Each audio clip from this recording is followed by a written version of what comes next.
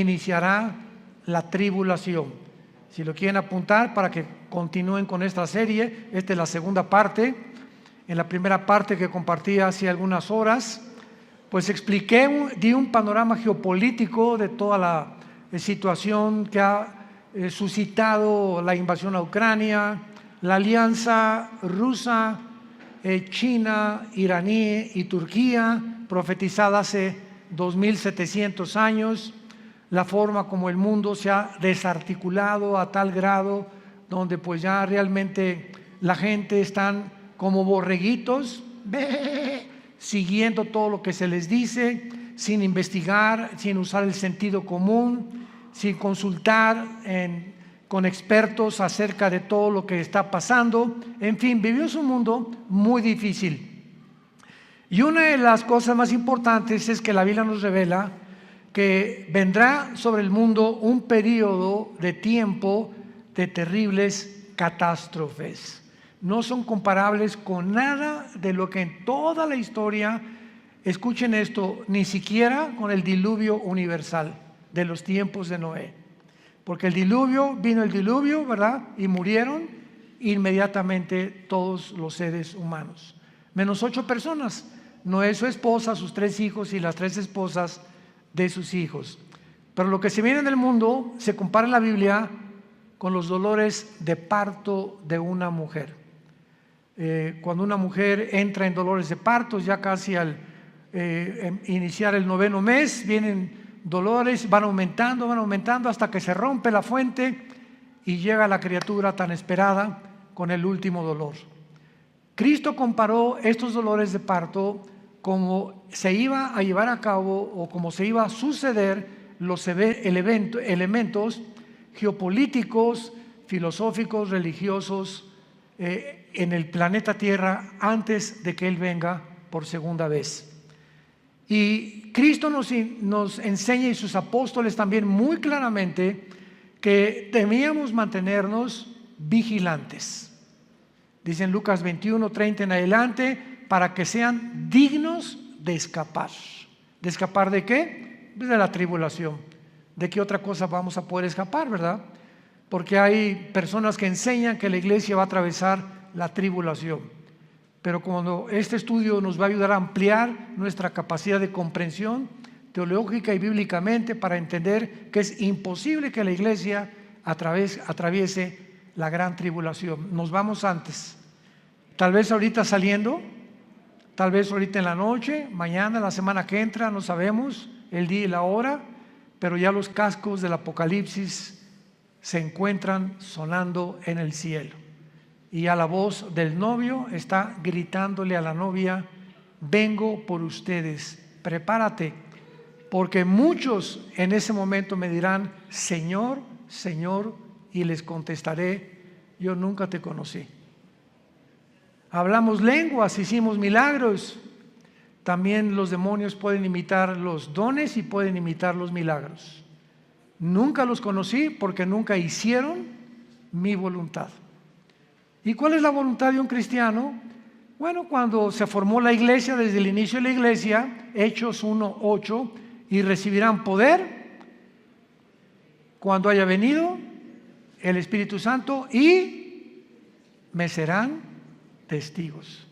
Entonces, la voluntad de Dios es que tú y tú y tú y yo y todos los que seguimos a Jesús hablemos del amor de la cruz.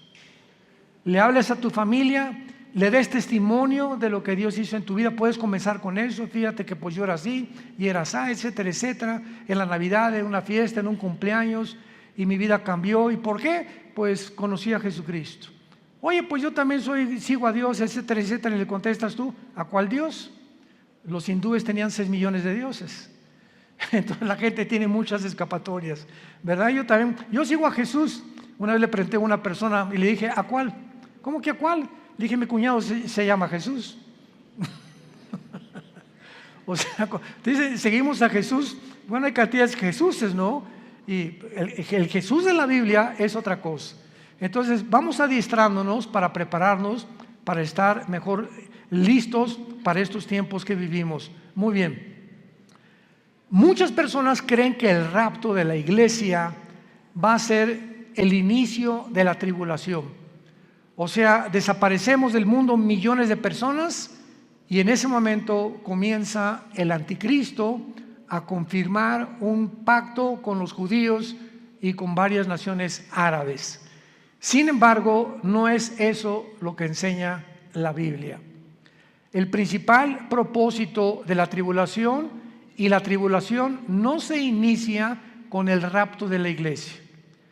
Podemos irnos, por ejemplo, hoy en la noche en el rapto de la iglesia, viene Cristo mañana por nosotros, y pueden pasar un mes, 2 meses o tal vez un año cuando comience la tribulación.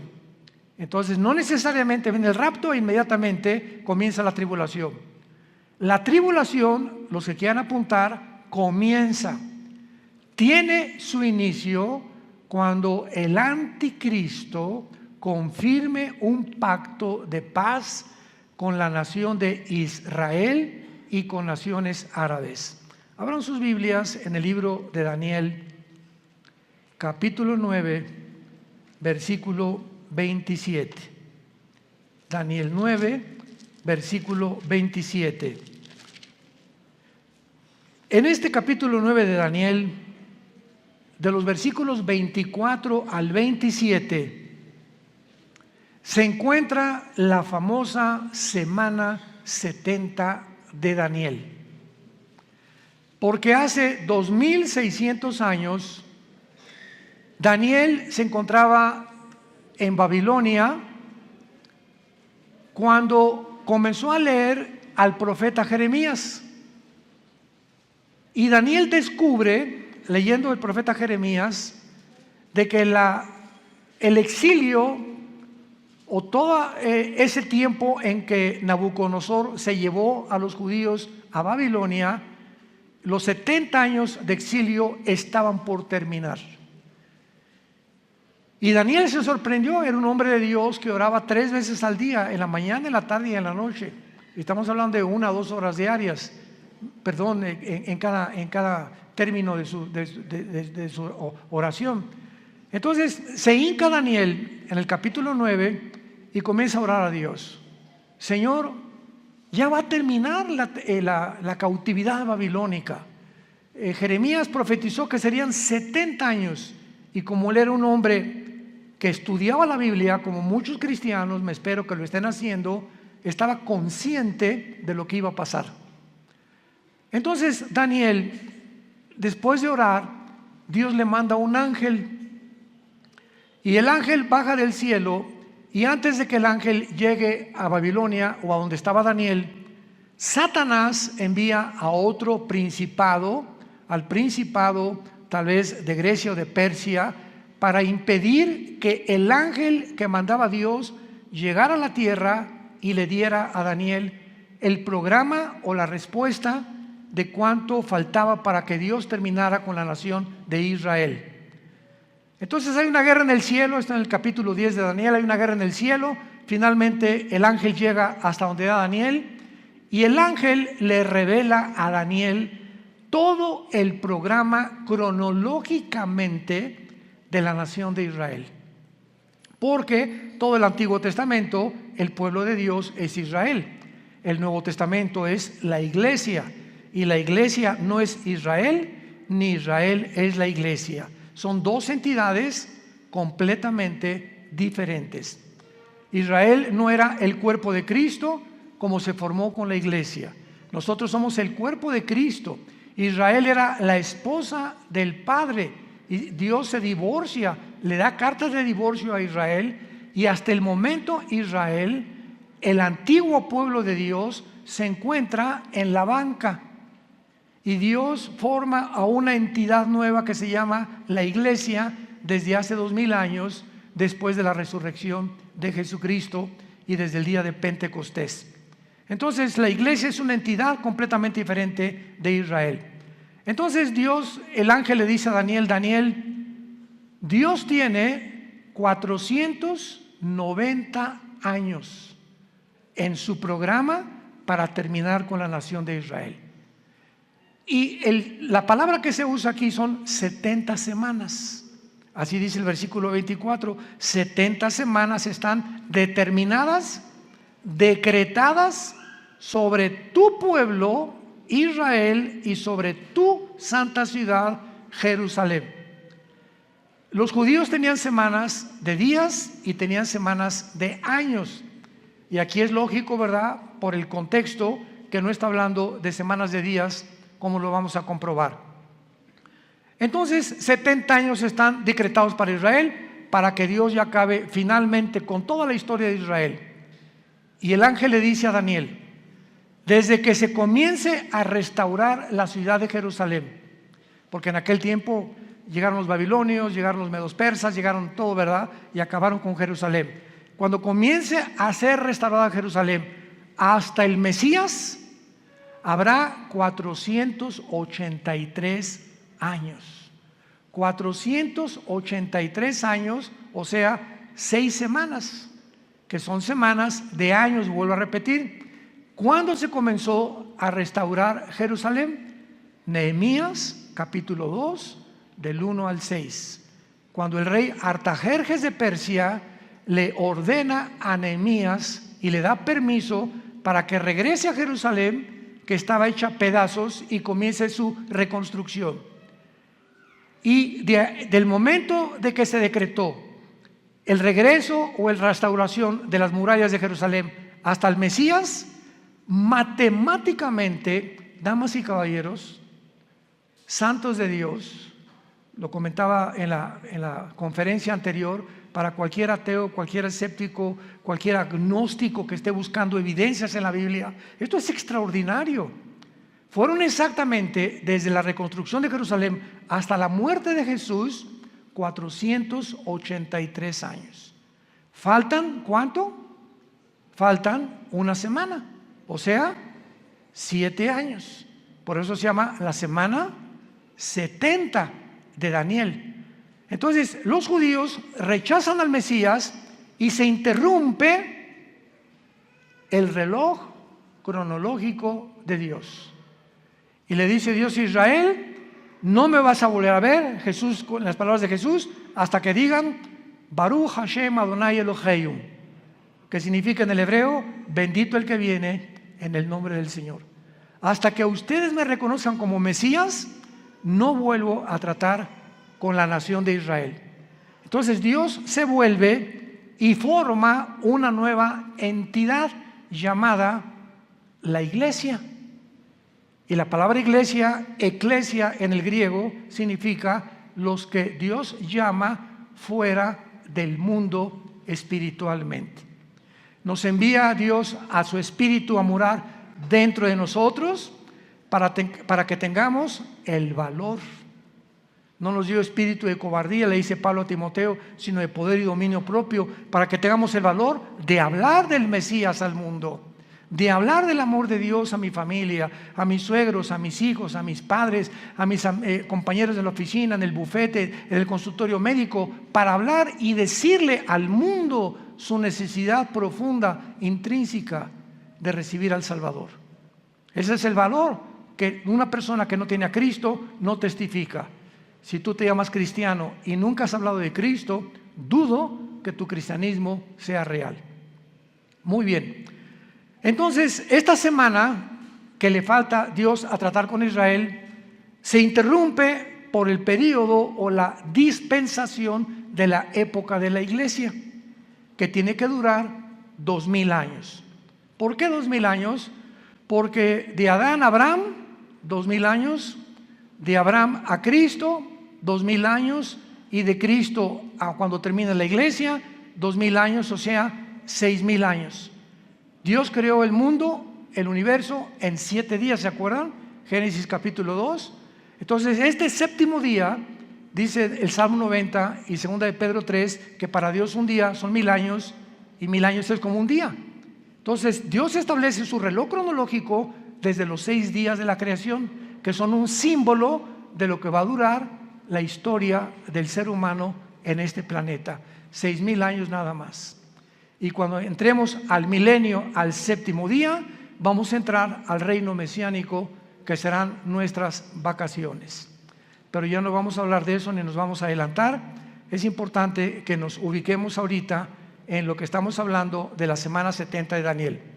Entonces, Israel, ahí nos vemos, ya no te voy a ver hasta que usted me reconozca. Mientras tanto, Dios se voltea, porque la Biblia dice, los ojos de Jehová están sobre los justos, y cuando habla la Biblia de los ojos de Jehová, se refiere a su presencia.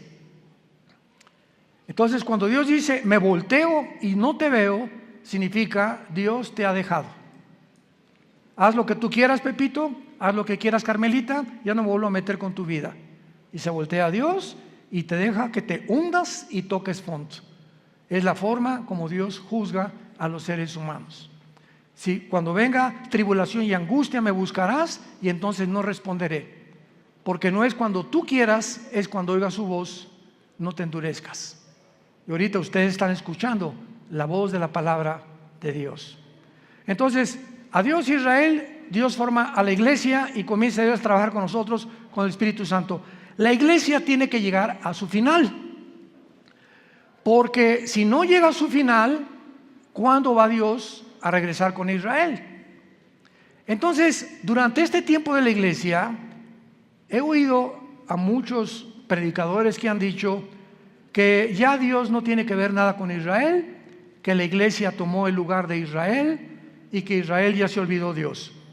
Yo siempre les digo, leer Romanos 9, 10 y 11. 3 capítulos del libro de Romanos de Pablo mencionan que Dios no ha acabado con Israel. A nosotros nos injertó en el olivo original, en el olivo natural que es Israel, y nosotros somos el olivo silvestre. No somos el original, fuimos injertados en el olivo y en las promesas que Dios le dio en el pacto abrahámico a Abraham. Entonces todas las promesas que Dios tenía para Israel se vuelven a favor de nosotros, menos la promesa de la tierra, porque la promesa de la tierra que Dios le dio a Israel se va a cumplir en el reino mesiánico. Entonces, ahora que Dios está tratando con la iglesia tiene que salir del mundo para que estos 7 años que quedan de la semana 70 de Daniel, que se llaman los 7 años de la tribulación, y vamos a ver qué otros términos se usan en la Biblia, Dios trate con Israel y los meta a un horno. ¿Qué microondas ni qué nada? Va a ser un horno de fuego donde los va a purificar para que puedan estar listos y entrar junto con nosotros al reino mesiánico o al reino milenial. Pero veamos el versículo que más nos interesa, que es el versículo 27 de Daniel 9. Y por otra semana, o sea, por otros 7 años, ahí está la semana 70 de Daniel, es la semana que falta para Israel, que son los 7 años de la tribulación. Y por otra semana está hablando del anticristo. Confirmará el pacto con muchos. A la mitad de la semana hará cesar el sacrificio y la ofrenda, y después, con la muchedumbre de las abominaciones, vendrá el desolador, que es el anticristo, hasta que venga la consumación y lo que está determinado se derrame sobre el desolador. Santos de Dios, este versículo 27, por eso la Biblia es más moderna que el periódico de mañana en la mañana. La Biblia es más moderna que cualquier noticia que el mundo pueda sacar, porque todo Dios lo puso con anticipación para que cuando suceda nos acordemos que Dios es el Dios que conoce el futuro. Y ese es el verdadero Dios al quien tú y yo estamos sirviendo. Noten ustedes, hablando del anticristo, versículo 27, y vamos a traducirlo, por 7 años el anticristo va a confirmar, no a afirmar. ¿Ya lo vieron? Confirmar un pacto. Esto significa que cuando nos vayamos nosotros y el anticristo se siente con los rabinos judíos o con los gobernantes de Israel actuales, o no sabemos quiénes serán, para firmar un pacto, confirmar un pacto, estos gobernantes judíos van a aceptar que este hombre les garantice la paz por 7 años, por la semana 70 de Daniel, que son 7 años. Entonces el anticristo les va a decir, por 7 años les garantizo que ninguna fuerza externa, ningún poder, ni Rusia, ni China, ni nadie los va a atacar. Pero al mismo tiempo dice, confirmará el pacto con muchos, aparte de Israel. ¿Quiénes son estos muchos? Las naciones árabes, que han sido su principal enemigo de Israel. Ahora, qué maravilloso. Desde 1948 que Israel se estableció como nación soberana, independiente y libre, y el mundo estupefacto volteó hacia Israel, en un día se formó una nación, después de casi 2000 años que estuvieron exiliados por todo el mundo. Entonces, esto es impresionante porque desde 1948 hasta principios de este siglo, síganme con cuidado, hasta principios de este siglo, solo dos naciones árabes habían firmado pactos de paz con Israel: Jordania y Egipto, que todavía permanecen estos paz con Israel. Pero en estos últimos meses de la administración de Trump y la administración de los demócratas en Estados Unidos, las naciones árabes, aparte de Egipto y Jordania, cosa que nunca se había visto en la historia, comenzaron a decirle a Israel: ¿nos das chance de estar bajo tu paraguas? ¿Qué? ¿What? ¿Nos das oportunidad de que quedemos bajo su protección? ¿Cómo? ¿Qué hizo que las naciones árabes comenzaran? Bahrein, los Emiratos Árabes Unidos, Sudán, Marruecos, le estén pidiendo ayuda a Israel a entrar en lo que se llama el Acuerdo de Abraham, que firmó Israel con los Emiratos Árabes, con Bahrein, puras ciudades árabes, y últimamente ya son casi 6 o 7 naciones árabes que están bajo el paraguas de Israel por causa de Irán. Porque Irán comienza a bombardear a Arabia Saudita hace 1 o 2 años, a sus pozos petroleros, y Estados Unidos no interviene, ni tampoco Israel, porque Israel no tiene ningún pacto con Arabia Saudita, es la nación más grande de toda la península arábica. Entonces se dan cuenta los árabes que si Estados Unidos no los protege ya, solamente les queda la aviación y el ejército de Israel, que es el ejército más poderoso del mundo entero. Así de chiquititos, pero bien picosos. Entonces comienzan a pedirle ayuda a Israel. Oye, vamos a un acuerdo. Israel feliz, ¿verdad? Porque ahora Israel les da protección y se están protegiendo más y más y más. Y cuando dice que el anticristo va a firmar con Israel y con muchos, ya son 7 naciones árabes las que han firmado el Acuerdo de Abraham. Falta Arabia Saudita. Y Arabia Saudita, ahora que vino el presidente Biden a Arabia, todo el mundo, primero fue Israel, después fue Arabia, todo el mundo estaba esperando porque él venía a eso. Pues vamos a convencerlos de que firmen y se unan a Israel. Pues el jeque de Arabia Saudita le dijo al presidente Biden: no vamos a firmar ningún tratado de paz con Israel, porque tenemos una sola condición: cuando Israel haga la paz con los palestinos y Israel le permita a los palestinos poner un estado palestino dentro de Israel, firmamos el Acuerdo de Abraham, cosa que los judíos nunca van a hacer. Así que le están pidiendo, ¿verdad? Algo que está completamente en contra de la misma política de hace más de 75 años que se formó Israel, para que ellos permitan que los palestinos formen un estado dentro de Israel. Imagínense, ahorita están los palestinos en la Franja de Gaza, están en el Banco Oriental, en Jericó, y están en la frontera con Galilea, en las colinas del Golán, Siria, apuntando los cañones contra Israel. Entonces imagínense que en México haya 2 Méxicos. O sea que la península de Yucatán y Chetumal, etcétera, etcétera, le digan al presidente: pues nos independizamos del gobierno mexicano, pero vamos a estar dentro de la República Mexicana, pero con 2 gobiernos. Vamos a hacer completamente 2 gobiernos, y va a haber 2 gobiernos dentro del mismo terreno geográfico de la República Mexicana. Pues esperamos guerras, ¿verdad? Esperamos siempre haber problemas, porque pues ¿cómo vamos a poder estar 2 presidentes gobernando el mismo terreno geográfico que nos pertenece desde hace miles de años? Entonces Arabia Saudita está ahorita completamente descansando, ¿verdad? Está en pausa hasta que Israel le conceda a los palestinos tener una nación dentro de Israel, cosa que va a suceder. ¿Dónde lo encontramos? En el libro de Joel, en el Antiguo Testamento. Ahí denle la vuelta a Oseas, después de Daniel, para que no se vayan hasta Génesis. Y luego sigue Joel, no se pierdan tanto. Y aquí en el libro de Joel, capítulo 3, que describe la Tercera Guerra Mundial y la venida de Jesucristo, dice así, Joel capítulo 3, versículo 1 y 2, principalmente. Porque he aquí que en aquellos días y en aquel tiempo en que haré volver la cautividad de Judá y de Jerusalén, reuniré a todas las naciones y las haré descender al valle de Josafat, o sea, al valle del Meguido, donde será y se librará la Tercera Guerra Mundial, conocida como la batalla del Armagedón, que se encuentra en Apocalipsis 16, del 12 al 14.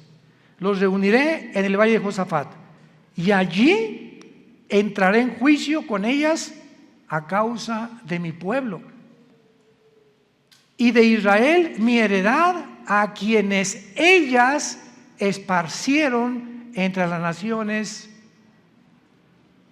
y repartieron mi tierra.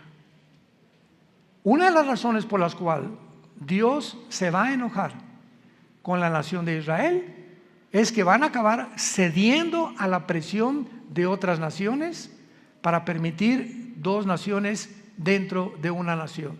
Repartieron mi tierra, la tierra que Dios le prometió a Abraham, a Isaac y a Jacob. Muy bien, ahora veamos este famoso pacto de paz o tratado que confirmará el anticristo, porque hay 5 cosas claves de este tratado, los que lo quieran apuntar. Número 1, el tratado de paz que el anticristo va a confirmar con Israel será entre Israel y el anticristo, involucrando a naciones árabes. Número 1, involucrando a naciones árabes. Puesto que el anticristo tiene que surgir de alguna de las naciones que formaron el antiguo imperio romano, él será el principal protagonista. Ahora vean esto.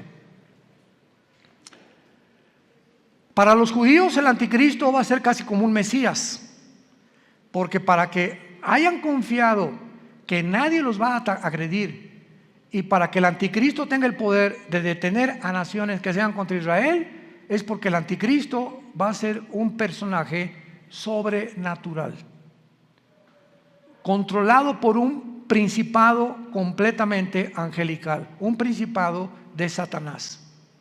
Ahora esto es muy, muy importante, ¿verdad? Porque él va a ser el principal protagonista y él no va a permitir que nadie los ataque. Antes de que el anticristo firme este tratado, va a haber 2 guerras en Israel, que están mañana en el periódico delante de nosotros. La primera es la del Salmo 83. El Salmo 83 profetizó hace 3000 años que las naciones árabes que forman el círculo cercano a Israel, Egipto, Jordania, el Líbano, Irak y Siria, van a tratar de aniquilar a Israel por segunda o tercera o cuarta vez. Lo intentaron en el 48 cuando regresaron. Al otro día, cuando el primer ministro de Israel proclamó Israel como un estado libre y soberano, los atacaron. Al otro día, el 15 de mayo de 1948. Los volvieron a atacar en 1956. Los volvieron a atacar en la Guerra de los 6 días, 1967, junio del 1 al 7 de 1967.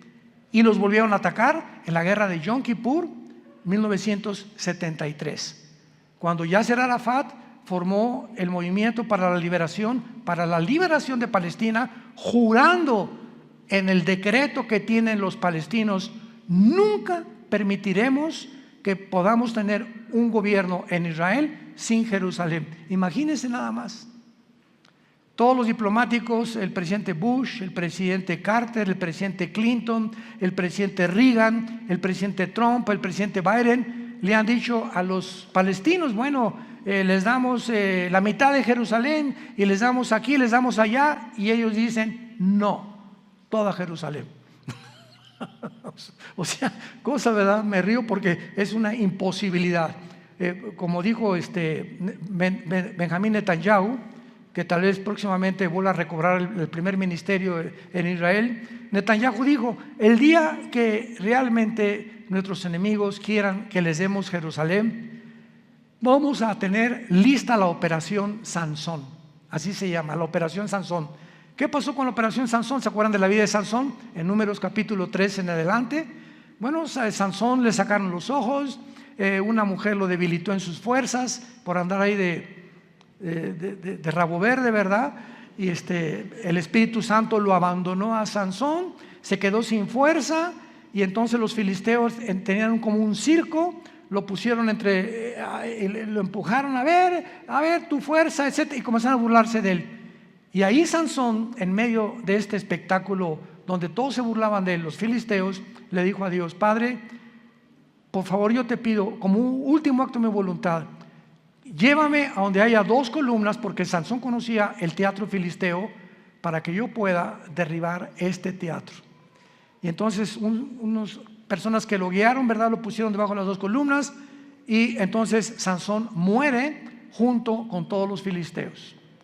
O sea, Sansón tenía el ministerio de acabar con los filisteos, y fue hasta su muerte que terminó con ellos.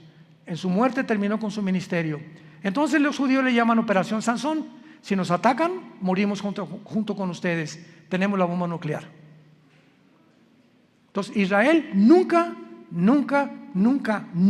va a permitir una invasión. Hasta este momento no lo ha permitido, y siempre ha ganado. Y nunca Israel ha sido el que provoca a sus enemigos. Nunca él ha buscado la guerra. Siempre se ha defendido de las naciones árabes. Con esto, para que no haya malos entendidos, no estamos hablando que somos judíos, porque ahorita no hay judío, no hay griego, no hay gentil, no hay italiano, no hay mexicano. En Cristo, en la iglesia, todos somos iguales.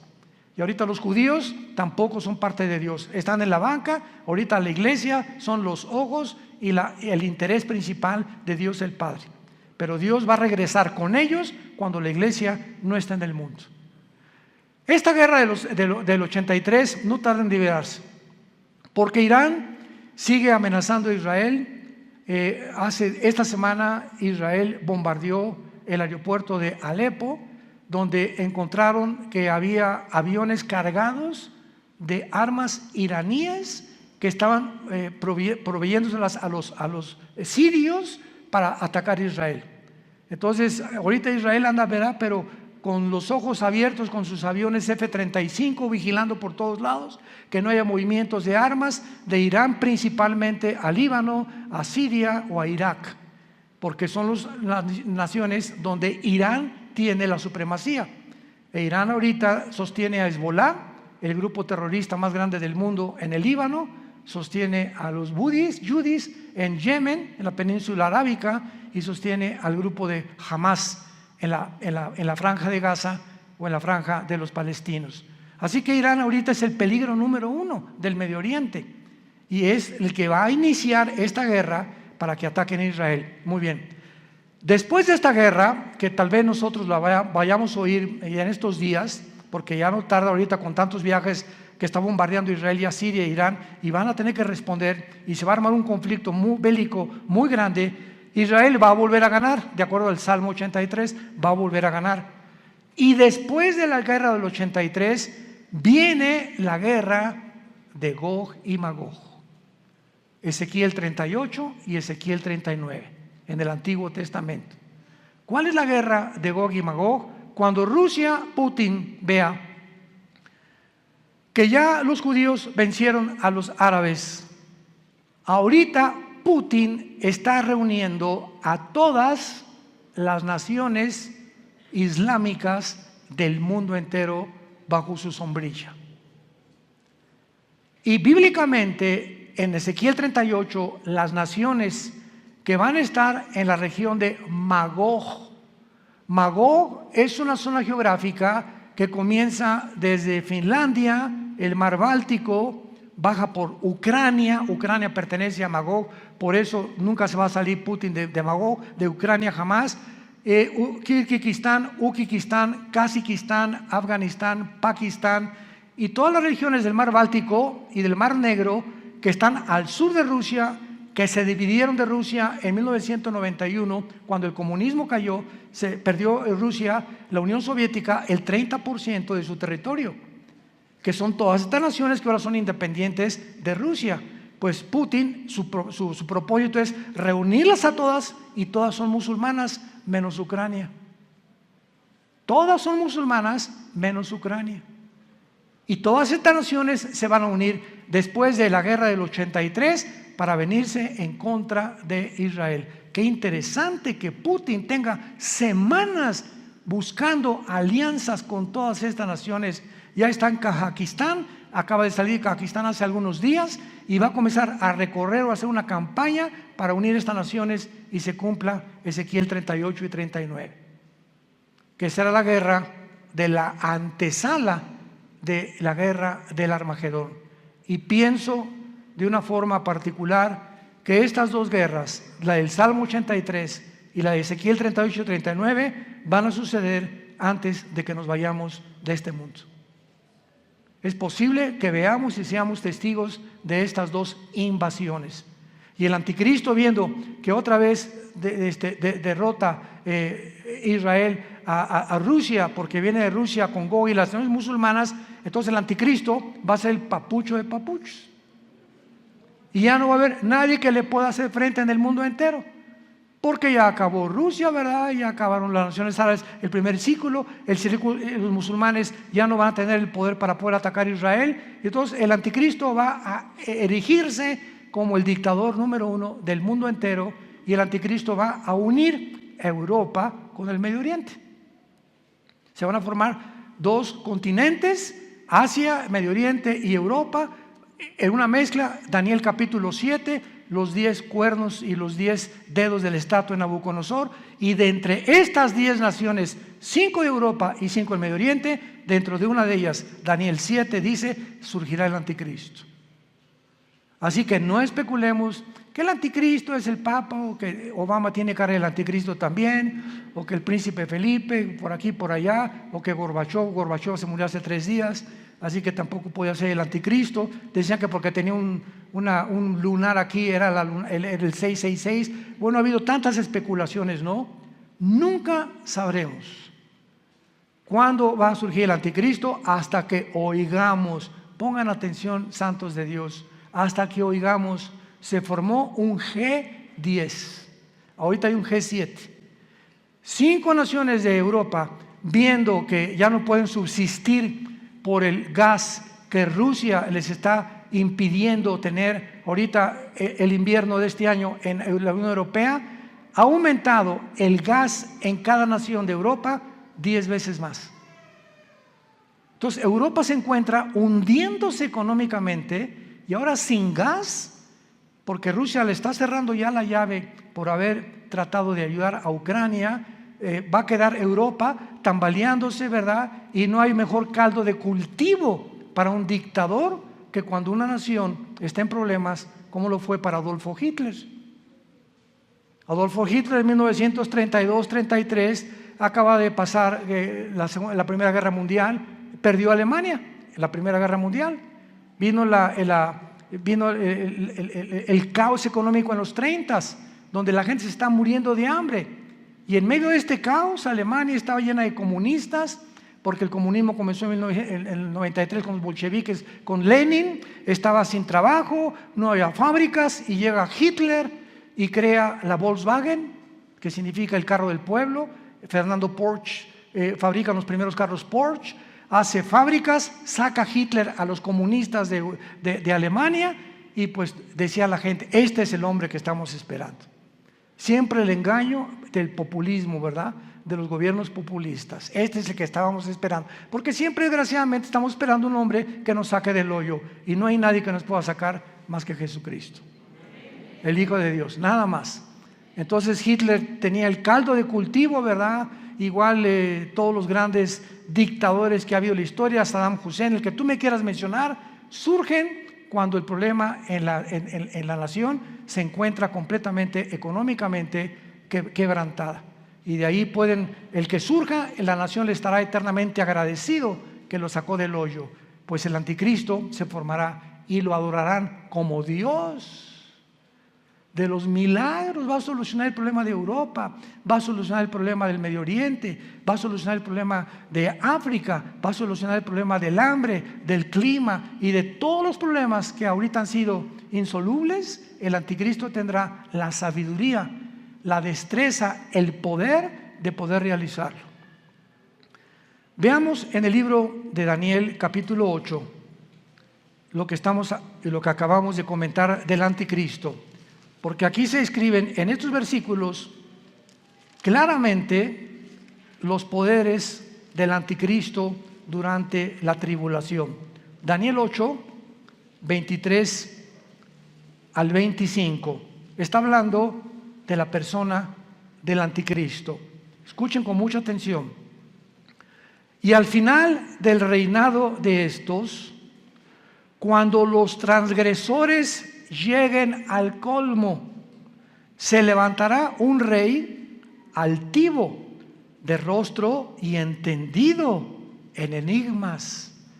Su poder se fortalecerá, mas no con fuerza propia, y causará grandes ruinas y prosperará, y hará arbitrariamente y destruirá a los fuertes y al pueblo de los santos. Con su sagacidad hará prosperar el engaño. En su mano y en su corazón se engrandecerá, y sin aviso destruirá a muchos, y se levantará contra el príncipe de los príncipes, pero será quebrantado, aunque no por mano humana. Rápidamente, para terminar, resalto estas características. En primer lugar, el poder del anticristo no será de él. Su poder se fortalecerá, mas no con fuerza propia, y lo explica Apocalipsis capítulo 13. Y Satanás le entregó su autoridad, y le entregó su poder, y le entregó su sabiduría al anticristo. Por eso dice, su poder se fortalecerá, pero no de él. Todo lo que él haga será porque estará completamente poseído por principados demoníacos.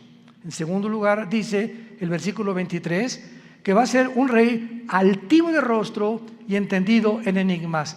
Apunte la palabra en hebreo, enigmas, que es chida. No chiro, chida. C-H-I-D-H-A, chida. Escuchen lo que significa la palabra chida. Significa dichos o cosas difíciles de resolver, problemas para la inteligencia común del ser humano. O sea, que él va a tener una capacidad sobrenatural, científica, filosófica, política, religiosa, que va a asombrar a la mente más brillante que pueda en ese tiempo existir en el mundo. Entendido en enigmas, su poder se fortalecerá, prosperará y hará arbitrariamente y destruirá a los santos con su sagacidad. Esta palabra sagacidad es la palabra sekel en el hebreo, S y con K, sekel, apúntala, que significa inteligencia para resolver crisis. Con su inteligencia para resolver crisis hará prosperar el engaño.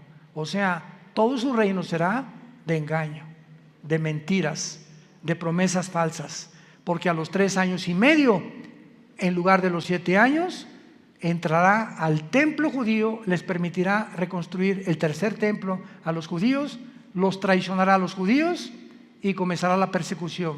Mateo 24, 15 al 20. Así que nos encontramos, hermanos, ante un panorama delante de nosotros que es muy claro, porque será un pacto firme el que él va a confirmar. Va a iniciarse con 7 años de falsas promesas. Les dará a los judíos el derecho de reconstruir el templo, y a los 3 años y medio profanará el templo, persiguiendo a los judíos y a los cristianos que queden en aquellos días. Tenemos ante nosotros una película, por eso se llama el Apocalipsis. ¿Saben qué significa la palabra Apocalipsis? Viene del griego descorrer la cortina. Es lo que significa, descorrer la cortina. Dios en el Apocalipsis nos descorre las cortinas que nadie con su inteligencia natural o humana puede penetrar en el futuro más que el Dios de la Biblia. Nos corre y nos abre la ventana para que nos asomemos y nos diga: he aquí, vengo en breve. Dichosos los que lavan sus ropas para tener derecho al árbol de la vida, y para que sepan que en cualquier momento vengo por ustedes, y muchos se arrepentirán, se jalarán los pelos al darse cuenta que era demasiado tarde, porque nunca hiciste firme tu vocación y tu elección. La puedes tú hacer en esta tarde a través de la convicción que el Espíritu Santo causa en tu corazón. Oremos. Te damos gracias, Padre y Dios de Jesucristo nuestro Señor, el gran pastor de las ovejas, por el pacto sempiterno. Oramos que Dios te haga hacer, que te motive y que tu pueblo pueda despertar, Señor, porque tu pueblo está dormido. Hay un engaño operando en el mundo entero ya, haciéndonos creer cosas que no son reales. Los medios de comunicación están llenos de mentiras, falsedades por todos lados, donde el mundo ya no sabe qué creer y qué no creer. Pero tenemos la palabra profética más segura, a la cual haríamos bien en estar atentos como una antorcha que alumbra en lugar oscuro hasta que el lucero de la mañana salga en nuestros corazones. Gracias, Padre, por tan grande salvación, por esa cruz donde tu Hijo le pusieron espinas en la cabeza, clavos en las manos y clavos en los pies, y desangrando y agonizando, Él pudo expresar las palabras más sublimes que un hombre en ese estado pueda expresar: perdónalos porque no saben lo que hacen. Pero en este momento tú ya sí sabes que Él murió por ti, para pagar por tus pecados, que fue enterrado, crucificado y resucitado a los 3 días, y que tú necesitas abrazar esa cruz hoy, que tu corazón está preparado, e invitarlo a tu vida como tu Señor y Salvador. Dile estas palabras desde lo profundo de tu alma, si quieres en este momento arrepentirte de tu vida y entregársela a Dios. Padre, te pido perdón por mi vida, por mis pecados. Creo que en esa cruz con tu sangre pagaste por ellos, y que a los 3 días resucitaste de los muertos. Y porque creo que vives, Jesús, te pido que entres a mi corazón como mi Señor y mi Salvador. Te doy gracias por la vida eterna y por lo que harás en los pocos días que me quedan de vida para hablar de ti, Señor. No perderé ninguna oportunidad ya en la vida de dar testimonio de tu gracia y amor en la cruz. En el nombre de Jesús. Amén. Gracias a Dios por esta palabra. Gracias a Dios por este libro maravilloso que Dios nos ha dejado. Ámala. Lee la Biblia, estudia la Biblia, memoriza la Biblia, medita la Biblia, día y noche. Y Dios te promete, el Dios que inspiró este maravilloso libro, que es un compendio de 66 libros, que Él te hará prosperar en todo lo que tú hagas, si tú buscas a Él y su reino en primer lugar. Y Él no es hombre para que mienta, ni hijo de hombre para que se arrepiente. Lo que Dios cumple lo va a hacer realidad en tu vida. Pero tú tienes que apegarte, abrazar, arraigarte a esta palabra santa. En la mañana ábrela en los Salmos, en Proverbios, en Juan. Léela 15 minutos, 20 minutos. Antes de leerla, Padre, abre mi corazón a tu palabra. Dame entendimiento, Espíritu Santo. Ahorita vamos a comer todos. No están ayunando, ¿verdad? Y antes de comer, donde quiera que estés, ahora agarra a tu mamá, a tu esposa, que tal vez no habías hecho. Padre, gracias por estos taquitos de barbacoa. Gracias, Señor, por esta comida, en el nombre de Jesús. Y comenzamos ya a vivir una vida de agradecimiento al Creador y al que dio su vida en una cruz por nosotros. Antes de acostarte, Padre, gracias por este día. Me acuesto en paz, me acostaré y así mismo dormiré, porque tú me haces vivir confiado.